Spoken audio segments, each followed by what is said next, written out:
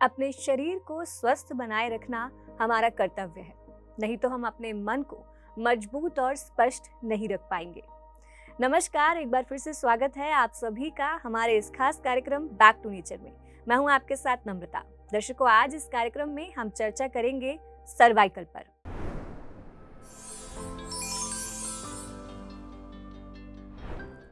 Cervical यानी कि नेक में पेन होना, कमर दर्द, नेक में पेन, ये आजकल के समय की बहुत ही आम समस्या बन चुकी है। एक रिपोर्ट के अनुसार 40 साल से कम उम्र के 25% लोग इस समस्या से पीड़ित हैं। वहीं 50% लोग ऐसे हैं जो 40 साल से ऊपर के हैं और 85% लोग ऐसे हैं जो 60 साल के ऊपर के हैं जो इस समस्या से परेशान है।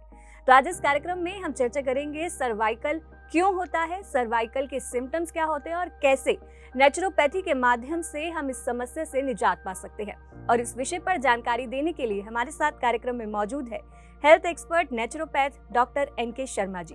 तो चलिए कार्यक्रम को आगे बढ़ाते हैं और स्वागत करते हैं सर का। सर, आपका कार्यक्रम में बहुत बहुत स्वागत करना। सबको मेरा नमस्कार। तो सर, जैसा कि आज हमारा विषय है सर्वाइकल, तो सर ये जैसे कि बहुत ही आम समस्या बन चुकी है। हमारी जो दिनचर्या है, कंप्यूटर्स पे काम करना, फ़ोन चलाना, तो इसके कारण हमें गले में, नेक में दर्द तो रहता ही रहता है। तो सर, क्या सिम्टम्स होते हैं ये पता करने के कि हमें जो है सर्वाइकल की प्रॉब्लम जो है स्टार्ट हो चुकी है?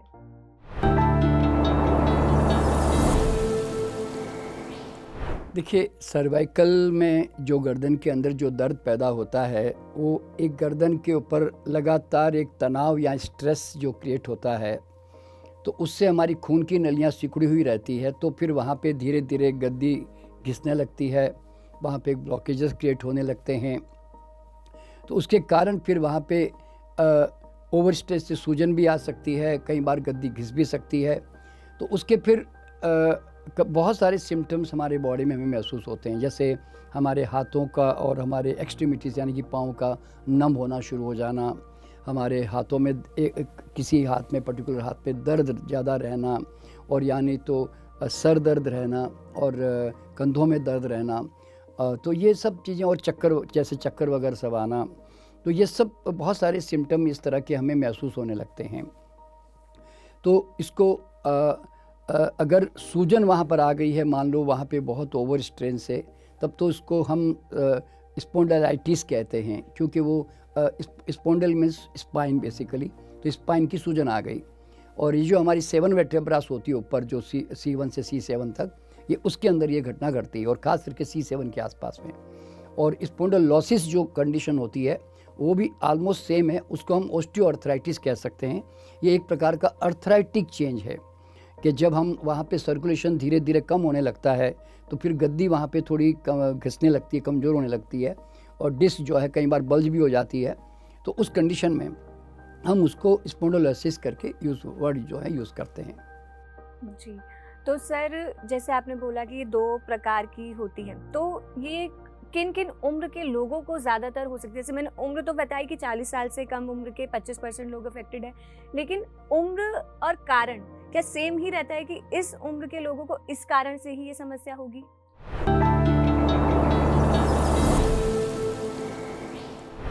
देखिए, ऐसा देखने में नहीं आता, क्योंकि मेरे पास में 20-25 साल वाले पढ़ने वाले युवक भी आते हैं जो लगातार बहुत ज़्यादा अपने स्टडी में बहुत तनाव लेते रहते हैं। तो ऐसे यंग लोग भी बहुत आते हैं जो स्पॉन्डिलाइटिस से जो हैं ग्रसित है मतलब। और उसके अलावा जो लोग ऑफिस गोयर्स हैं या कोई प्रोफेशनल्स हैं कि जिनको मतलब बहुत भागदौड़ रहती है, कई तरह के तनाव लेना पड़ता है, इवन गृहिणी महिलाएं भी, और जो खास करके जो कंप्यूटर पे काम करते हैं, मोबाइल पे काम करते हैं, बैठाओ जीवन जीते हैं, इवन ड्राइवर वगैरह भी जो होते हैं कि जिनकी गर्दन हमेशा ऐसे स्टीयरिंग पे रहती है ना, इस तरह से।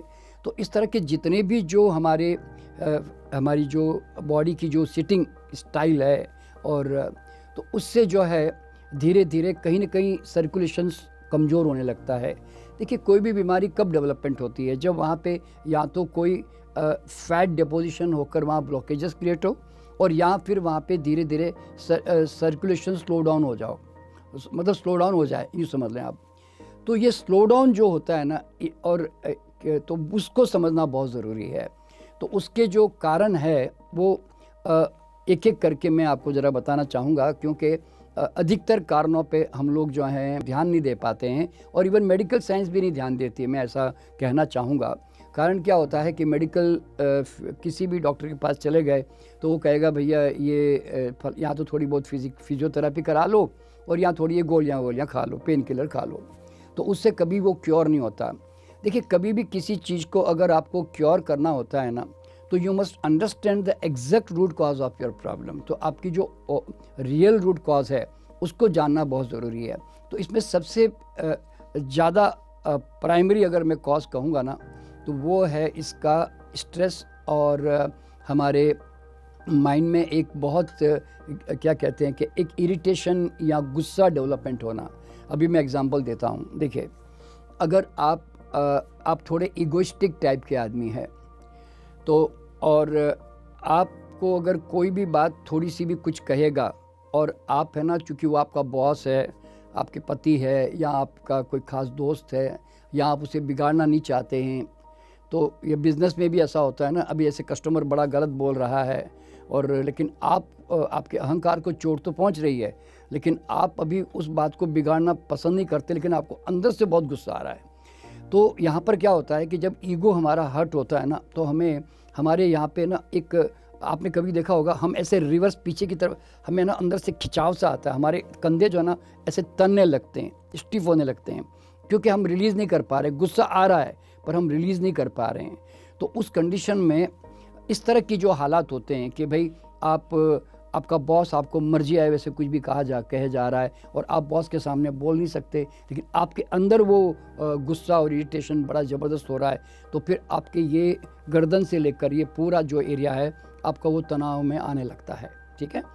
और तो सबसे पहला काम तो हमारा उस चीज़ से तनाव का मतलब क्या है कि या तो मेरे अंदर मेरा अहंकार मुझे तंग कर रहा है और मैं जो है अपने अंदर मुझे हर्ट हो रहा है, और यानी तो आप है ना किसी को एक्सेप्ट नहीं करते एज इट इज़। आप है ना हर वक्त उसको मेज़रमेंट करके ना आप गुस्सा होते रहते हो, हर वक्त उससे मतलब परेशान रहते हो। जैसे अभी मान लो आपका कोई जैसे घर में एक नौकर होता है, अब वो नौकर जो है आपके हिसाब से परफेक्शन से काम नहीं कर रहा है, आपके हिसाब से सफाई नहीं कर रहा है, आपके हिसाब से आपका कोई स्टाफ है ऑफिस में वो आपके ढंग से टाइम से नहीं आ रहा है। अब कोई ड्राइवर है, आपको सुबह 9:30 बजे बुलाया आपने, वो 10 बजे आ रहा है, आपका ना अंदर बैठे ना अब आप अंदर से कुड़ते रहते हो, 9:30 बज गए, 9:45 हो गए, इतना गया 10 बज गया, अभी तक पता नहीं उसका। तो आप है ना अंदर ही अंदर है ना ऐसे जो गुस्सा होकर जो परेशान हो रहे होते हो ना, ये सब आपके धीरे धीरे ब्लड प्रेशर और स्पॉन्डिलाइटिस, ये दोनों चीज़ों को डेवलपमेंट कर रहा होता है। समझे ना, ये बहुत बड़ा कॉज है, बता रहा हूँ मैं आपको, जो लोग बहुत कम जानते हैं। और एक और सबसे बड़ा जो कॉज होता है ना, जो आदमी जितना शरीफ होगा ना उसको सबसे ज़्यादा स्पॉन्डिलाइटिस की पॉसिबिलिटी होती है। इसका कारण क्या होता है, क्योंकि वो शरीफ आदमी है और सब लोग उसको शराफत के रूप से देखते हैं कि ये तो बड़ा शरीफ आदमी है, सज्जन आदमी है। तो अब आपको गुस्सा भी आएगा ना तो आप करोगे नहीं, क्योंकि आपको लोग शरीफ समझते हैं। अगर आप डिसिप्लिन वाले होंगे तो आपको है ना, और डिसिप्लिन थोड़ा सा भी कोई तोड़ रहा होता है ना, आपका दिमाग है ना अंदर से परेशान होकर गुस्सा हो रहा होता है। इवन आपने देखा होगा कि आप जब ट्रैफिक में जाते हो तो लोग बड़ी टेढ़ी मेढ़ी गाड़ियाँ चलाते हैं, तो अब आपको अंदर से गुस्सा आ रहा, मतलब आप उसको गालियाँ भी देते हो अंदर से बैठे बैठे, पर अगर कोई बैठा है तो फिर आप नहीं बोलते हो कि आपको लगता नहीं मेरे बारे में क्या सोचेगा, ऐसा होता है ना। तो होता क्या है, if the more ideological person you are, the more you will suffer. क्योंकि आप किसी ने झूठ बोल दिया तो आपका एकदम दिमाग गर्म होने लग जाता है। आप अगर सफाई पसंद हो या परफेक्शनिस्ट हो तो कोई नई ढंग से काम कर रहा है पर दिमाग ख़राब होने लग जाएगा। ऑफिस में भी, घर में भी, आपके बच्चों को लेकर, आपके हस्बैंड को लेकर भी, या हस्बैंड को वाइफ को लेकर, क्यों वो आपके ढंग से नहीं काम कर रही है।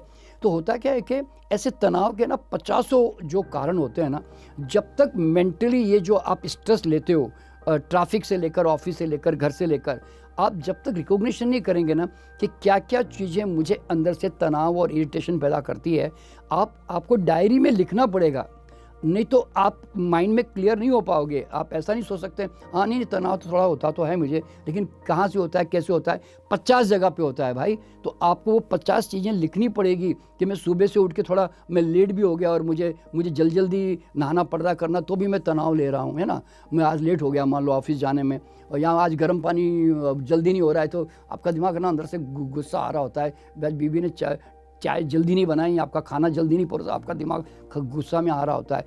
तो ऐसे आप छोटे छोटे कारण ढूंढोगे ना, तो पता चलेगा कि एक्चुअल में मैं यहाँ से ना ऐसे ऐसे जकड़ा हुआ रहता हूँ, मतलब मैं स्ट्रेसफुल रहता हूँ।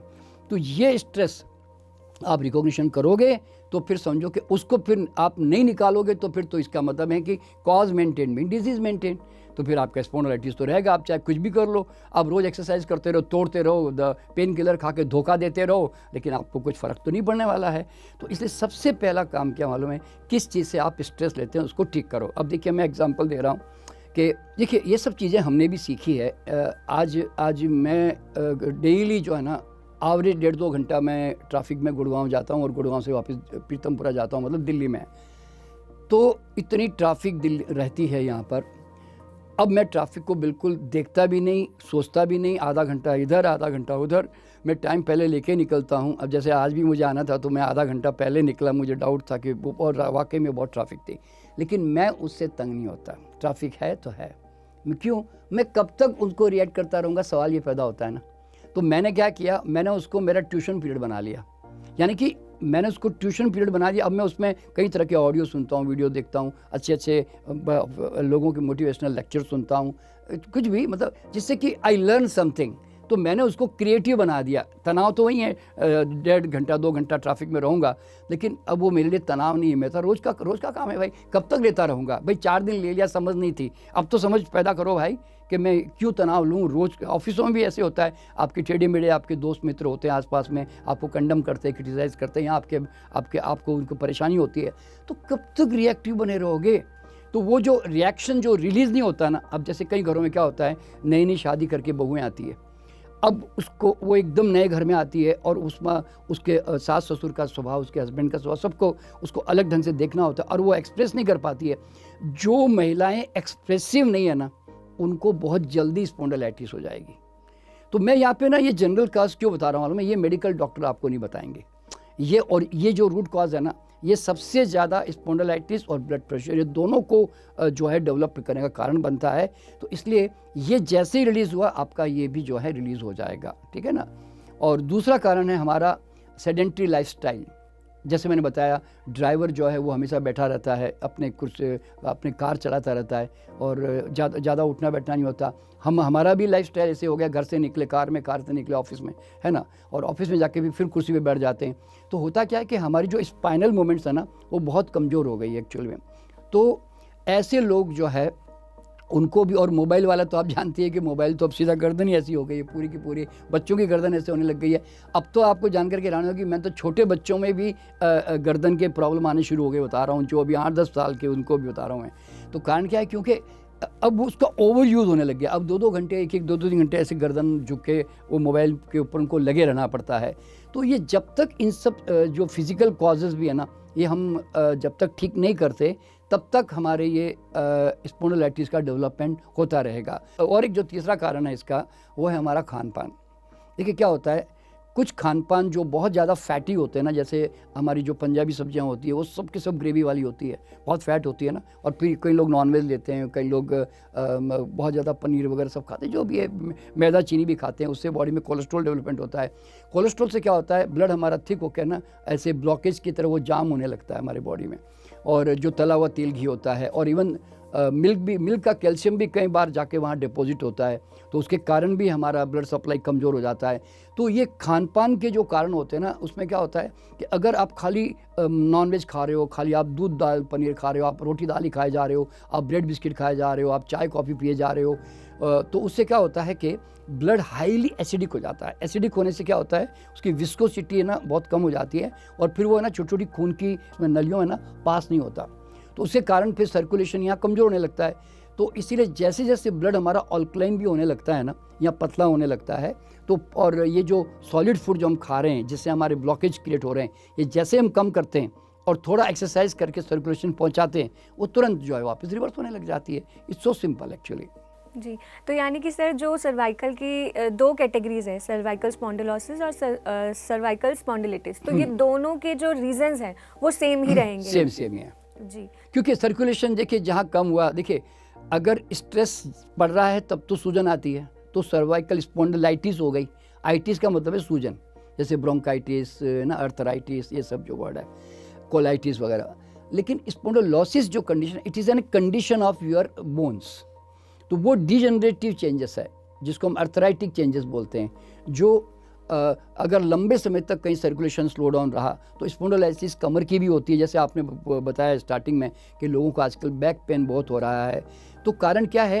देखिए, बैक पेन के पीछे वो भी स्पोंडिलोलिसिस ही है बेसिकली। उसमें क्या होता है, इसको लंबार स्पोंडिलोलिसिस कहते हैं। तो उसमें क्या होता है कि अगर आपका पेट धीरे से आगे आ रहा है, यूँ समझो, तो समझो कि आपके आगे की तरफ जो ना, यहाँ से खिंचाव आके एक समझो 2-4 किलो का तो होता है ना, तो वो आगे आते ही, महिलाओं के भी आता है, जेंट्स के भी आते हैं, तो वो उसके आते ही आपके मसल्स पे यहाँ पे स्ट्रेन आना शुरू हो गया, यानी कि खिंचाव आना वहाँ शुरू हो गया। ऊपर से आप मूवमेंट कम करते हो, एक्सरसाइज नहीं करते हो, बैठाओ जीवन जीते हो, मान लो, तब तो फिर वहाँ सर्कुलेशन जाने का रास्ता ही नहीं है। तो धीरे धीरे जैसे हम घुटनों को यूज़ नहीं करें तो हमारे जॉइंट्स पेन शुरू हो जाते हैं, बस वैसे ही हिसाब किताब हमारे कमर का भी है। तो कमर जैसे ही आप जो है मूवमेंट लाते हो वापस, तो वो फिर दोबारा ठीक होने लग जाता है। देखिए, रीजनरेशन की भी लॉ है, डिजेनरेशन की भी लॉ है। अब आप डिजेनरेशन के कारण दे रहे हो तो डिजेनरेशन डेवलपमेंट हो रहा है, अब मत दो भाई, रीजनरेशन के कारण देना शुरू कर दो, अपने आप वो ठीक होने लग जाएगा। तो लोग है ना कॉज जानते भी नहीं, निकालते भी नहीं, और जो बॉडी को रीबिल्डिंग करने के लिए जो सामान चाहिए खान पान से, माइंड से, एक्सरसाइज से, वो सप्लाई भी नहीं कर पाते हैं, और फिर वो आशा करते हैं कि कोई दवा मिल जाए, टोटका मिल जाए जिससे मैं ठीक हो जाऊं। तो ये भ्रम में लोग जी रहे होते हैं फिर, ठीक है ना।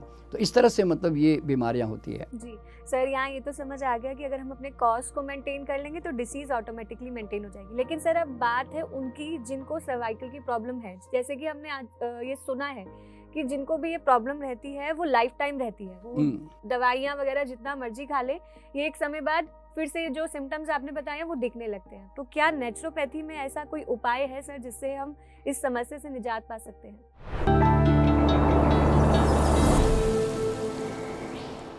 देखिए, इसमें कोई पैथी वैथी का कोई लेन देन ही नहीं है, बड़ा सीधा सा हिसाब है कि कारण रहेगा, परछाई मेंटेन रहेगी, कारण गया, परछाई भी गई, सिंपल सा लॉ है।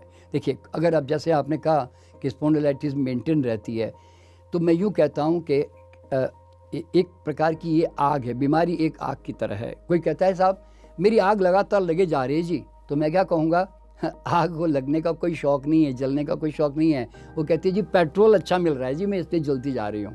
आग क्यों कहती है? तो वो आग कहती है आप पेट्रोल बंद कर दो, मेरे को जलने का कोई शौक़ थोड़ी है, मैं तो थोड़ा 1-2 दिन जला के ख़त्म, मैं तो अपने आप को बंद कर दूँगी। तो आप कॉज रोकते भी नहीं, जानते भी नहीं, इसलिए फिर वो आग लगी रहती है।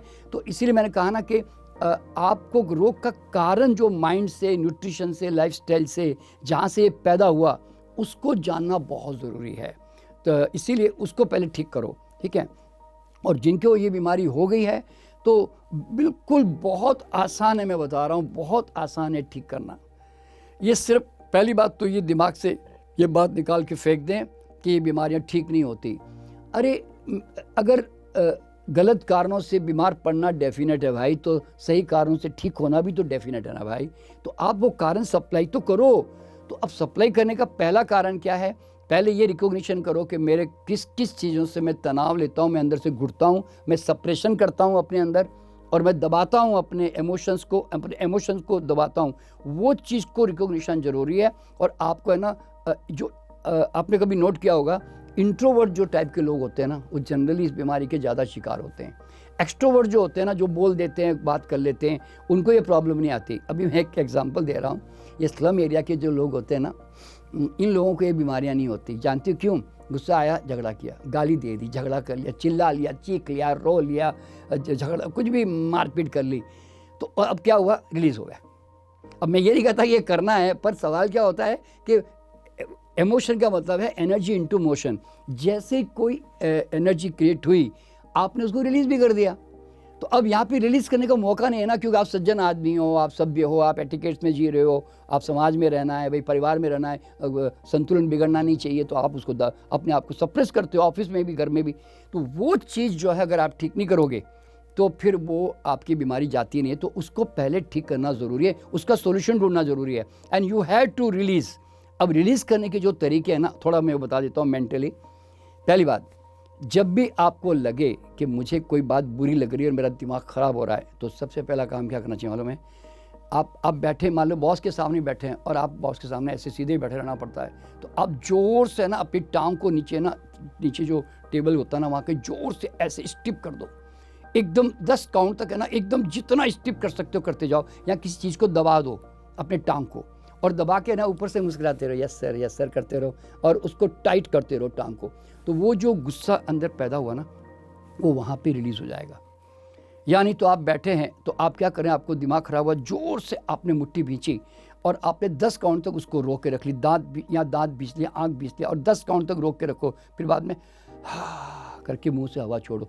तो वो एनर्जी तो पैदा हुई ना, आपने उसको ट्रांसफॉर्म कर दिया, वो मतलब अंदर इकट्ठी नहीं हुई, नहीं तो वो ग्रंथि के रूप में आपके अंदर इकट्ठी होकर ना यहाँ पे जम जाएगी यहाँ पे फिर।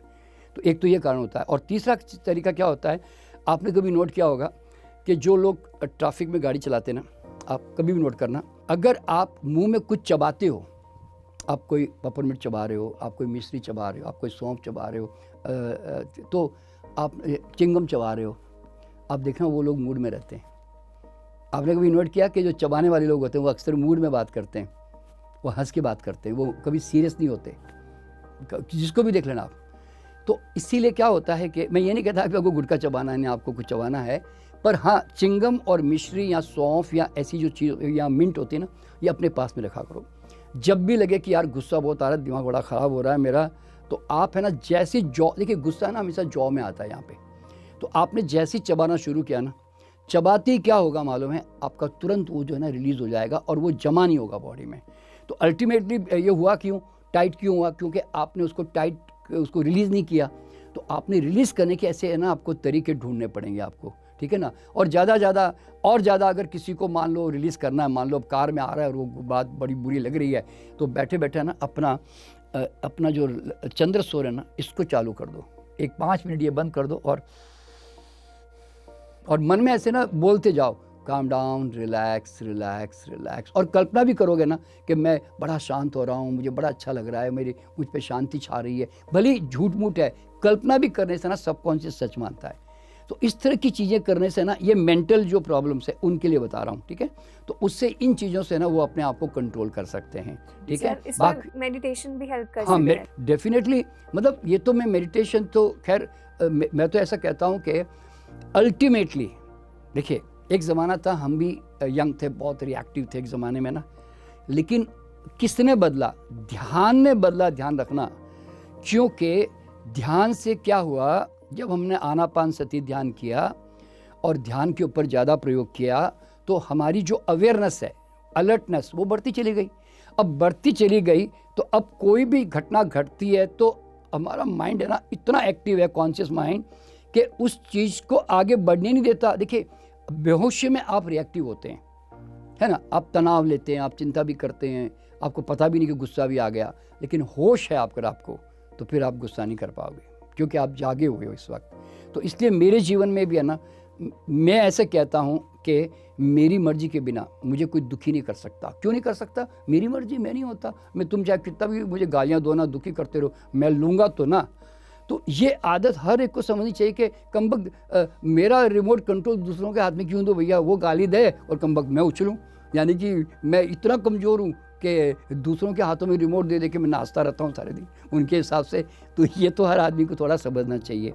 और बाकी रहा, देखिए, स्पॉन्डिलाइटिस की बहुत तरह की एक्सरसाइजेस हैं, जिसमें हालांकि वो योगा में तो खैर है ही है बहुत सारी, लेकिन फिर भी अगर 1-2-4 बता देता हूँ, आप कहें तो बता दूँ क्या मैं? अच्छा, देखिए, पहली बात तो क्या है कि ये सब कॉमन अब जानते हैं कि सिद्धांत क्या है कि सर्कुलेशन उस एरिया में आपको इस्टेब्लिश करना है।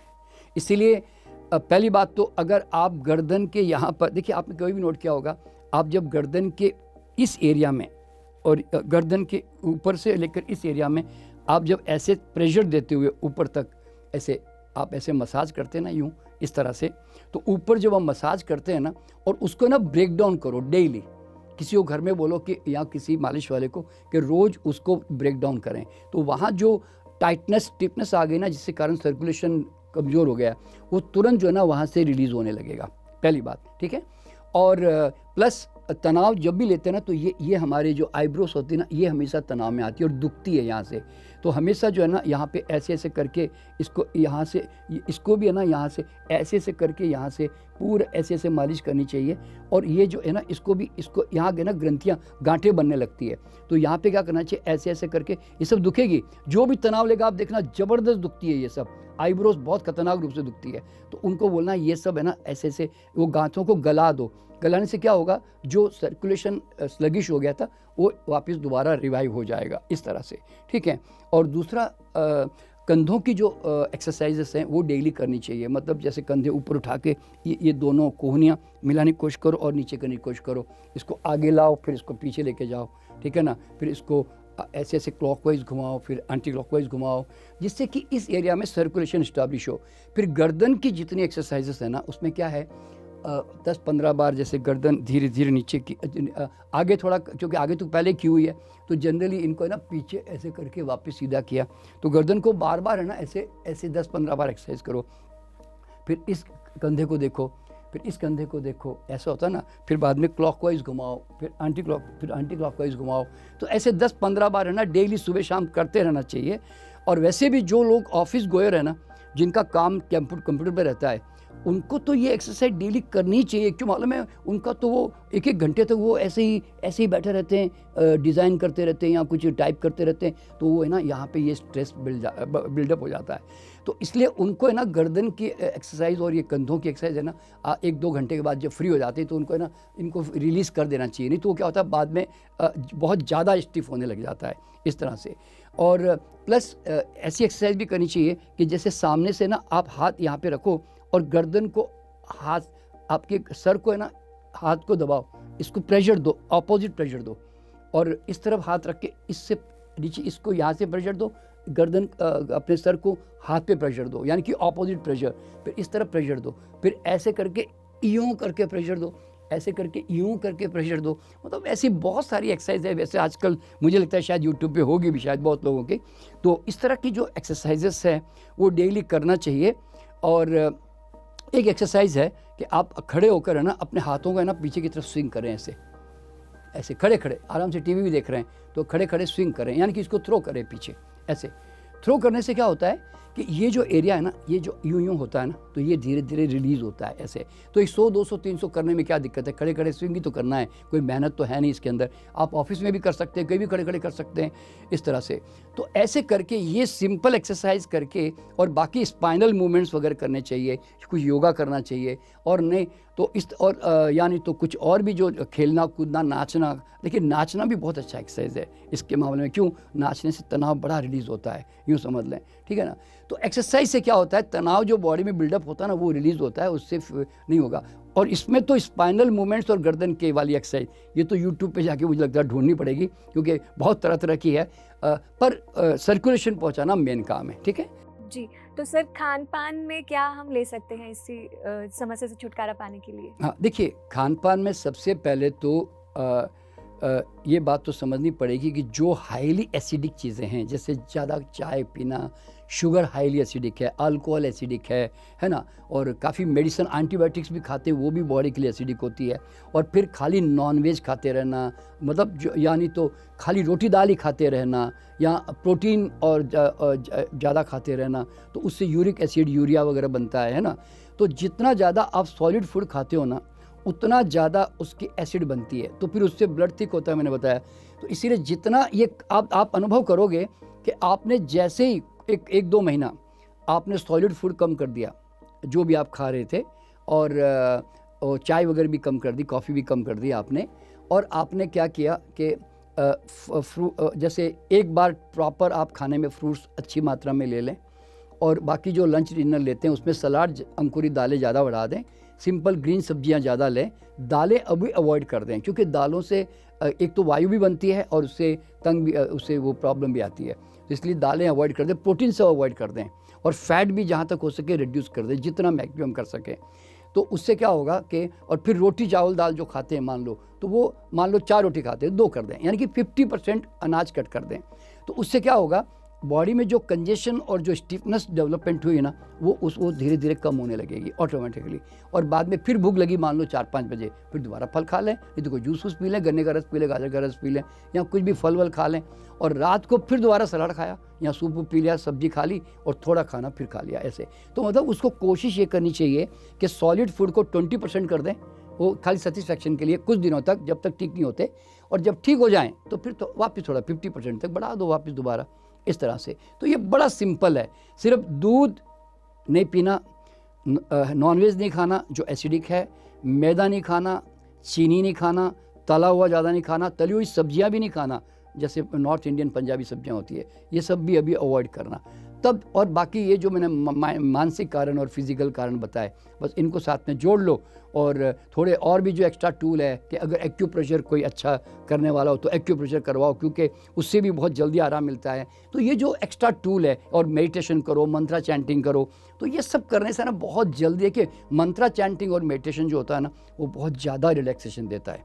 तो इसलिए इन चीज़ों को अपनाते ही है ना, यू आर रिवर्सिंग बैक, आप अच्छे कॉज दे रहे हो, तो फिर अच्छा हेल्थ बिल्डअप होना डेफिनेट है, उसमें कोई डाउट तो है नहीं। तो इसलिए स्पॉन्डिलाइटिस इज़ ईजीली क्योरेबल। मैं क्या कहता हूँ मालूम है, आपने बीमार पड़ने में कोई एफर्ट नहीं किया, तो आप हेल्थ पाने को रिवर्स करने में क्यों एफर्ट कर रहे हो भैया? आपने ऐसा खाया पिया जिया कि एक दिन आप बीमार पड़ गए। अब मैं कहता हूँ ऐसा खाओ पियो जियो, एक दिन ठीक हो गया अचानक। है तो इतना सिंपल बता रहा हूँ मैं, ठीक है? जी सर, बहुत ही इजी स्टेप्स है, बस अपनी लाइफस्टाइल को हमें चेंज करना है, बिल्कुल, अच्छे से करना है। और सर पुराने समय में तो यही लाइफस्टाइल था, ये तो आज के समय में जो नई नई चीज़ें आ गई हैं हम उसे अडॉप्ट कर लेते हैं, उसी में ढल जाते हैं, तो खुद ही बीमार हो जाते हैं। देखिए मैंने एक बात बताऊँ आपको नम्रता जी, के आज से कोई 50 साल पहले है ना, क्योंकि देखिए मैं तो 75 ईयर्स का हूँ, 50 साल पहले मैंने बीमारियों के नाम भी नहीं सुने, ज़्यादा बता रहा हूँ मैं आपको। जी जी सर, तो सर इतनी सारी जानकारी आपने सर्वाइकल पे आज दी है, और उसके लिए आपका बहुत बहुत धन्यवाद। बहुत नमस्कार, सबको नमस्कार। तो दर्शकों, आज इस कार्यक्रम में हमने चर्चा की सर्वाइकल पर, सर्वाइकल क्यों होता है, सर्वाइकल की सिम्टम्स क्या होते हैं, लेकिन साथ ही हमने ये भी जाना कि कैसे हम सिर्फ अपनी लाइफस्टाइल को चेंज करके ही इस समस्या से निजात पा सकते हैं। तो अपने जीवन में ध्यान को अपनाएं, अपने खान पान को चेंज करें, और थोड़ी सी एक्सरसाइज अगर आप डेली करेंगे तो आप इस समस्या से छुटकारा पा सकते हैं। तो आज के लिए बस इतना ही, हम फिर मिलेंगे अगले कार्यक्रम में। तब तक के लिए आप देखते रहे PMC हिंदी चैनल। नमस्कार। PMC हिंदी, बदले जीवन।